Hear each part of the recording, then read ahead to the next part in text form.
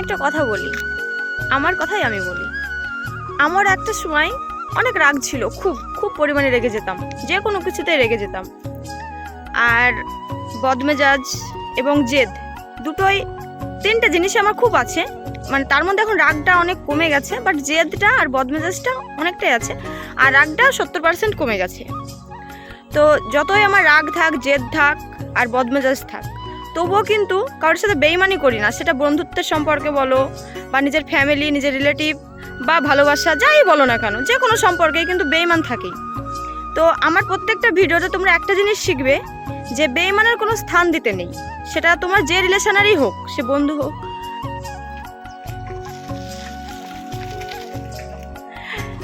তো রাস্তায় ভিডিও করার হচ্ছে এই একটা বড় প্রবলেম, যে রাস্তা দিয়ে লোক গেলে কথা বন্ধ হয়ে যায়, কী করবো।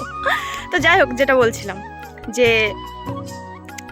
আমার ভিডিওতে কখনো বেইমানের স্থান তোমরা পাবে না, কোনো বিষয়ে না, কোনো সম্পর্কে নয়। এমনকি নিজের বাবা মাও যদি বেইমানি করে, তাকেও শিক্ষা দেওয়া উচিত আমার মনে হয়, বা নিজের সন্তানও যদি বেইমানি করে, শিক্ষা দেওয়া উচিত।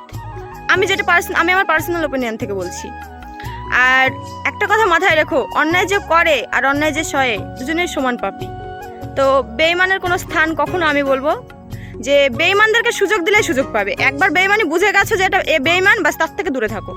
যেই হোক না কেন, তোমার রিলেটিভ হোক, তোমার বন্ধু বান্ধব, বা তোমার ভালোবাসার মানুষ, যেই হোক না কেন, বেইমানকে সুযোগ দিতে নেই কখনো, কোনো সময়তেই না। কারণ বেইমান কখনো চেঞ্জ হবার না।